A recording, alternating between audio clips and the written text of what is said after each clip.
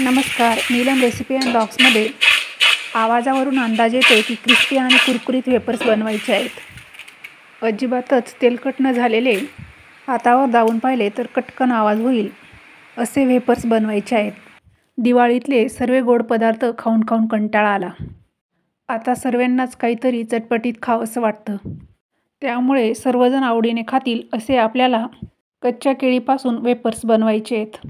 खास करून मुलांचे फेवरेट. दिवाळीच्या सीझनमध्ये कच्च्या केळी आपल्याला गावाकडे सहज मिळून जातात. वेफर्स आपल्याला जर कुरकुरीत करायचे असतील तर कच्ची केळी अगदी ताजी असली पाहिजे. केळी जर मऊ असतील तर कुरकुरीत असे वेफर्स येत नाहीत. आता मी ह्या केळीची वरची साल काढून घेणार आहे. केळीचे साल काढण्याआधीच मी तेल गरम करायला ठेवलेले आहे. कारण आपण कच्ची केळ जर 4-5 मिनिटे जरी आधी किसून ठेवली तरी ती काळी पडते.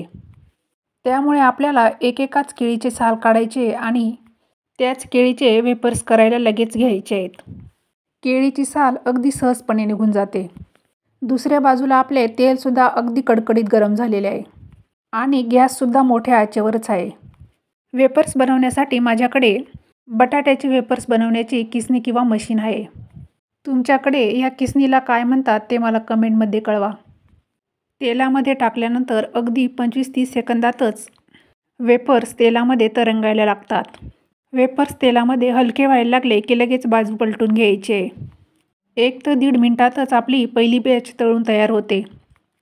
तेलामध्ये हलकासा ब्राऊन रंग आला की आपल्याला लगेचच हे वेफर्स तेलातून बाजूला काढून घ्यायचे आहेत.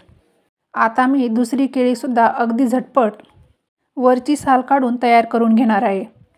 तुम्ही आधीच्या केळीची साल बघू शकतात. अगदी 3 ते 4 मिनिटातच अशा प्रकारे काळी पडते. म्हणजेच केळीसुद्धा काळी पडते. त्यामुळे एका साईडला तेलामध्ये केळी सोडली की लगेचच आपल्याला दुसरी केळीसुद्धा साल काढून तयार करून घ्यायची आहे. आणि उकळत्या तेलामध्ये अगदी पटापट असे वेफर्स किसायचे आहेत. सर्व वेफर्स तेलामध्ये सोडले की मग तुम्ही गॅस मध्यम आचेवर करू शकतात. तेलामध्ये वेफर्स सोडल्यानंतर 15 ते 20 सेकंद अजिबात हलवायचे नाही.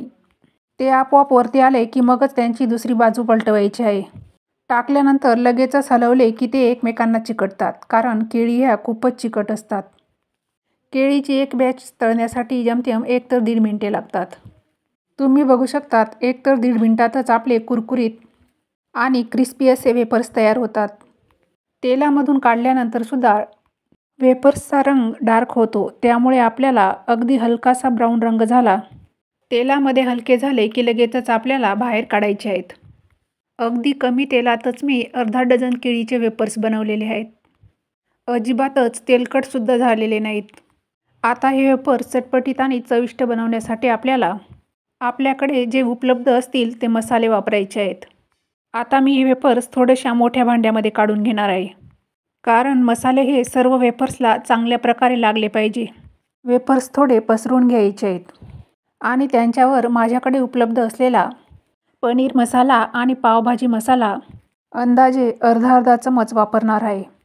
मसाले थोडे थोडे टाकून सर्वीकडे चांगल्या प्रकारे पसरून घ्यायचे आहेत.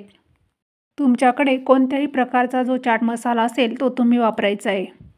तुम्हाला अजूनच जर चमचमीत वेफर्स खायचे असतील तर लाल तिखटसुद्धा वापरायचे आहे. मी जेमतेम अर्धा चमच लाल तिखट सर्वीकडे पसरून घेणार आहे. आता आपल्याला वेफरची चव वाढवण्यासाठी चवीपुरते मीठसुद्धा टाकून घ्यायचे आहे. लहान मुले खात असतील तर चाट मसाला टाकूनच आपण वेफर्स थोडे बाजूला काढून घ्यायचे आहे. आता अगदी हलक्या हाताने मिक्स करून घ्यायचे आहेत.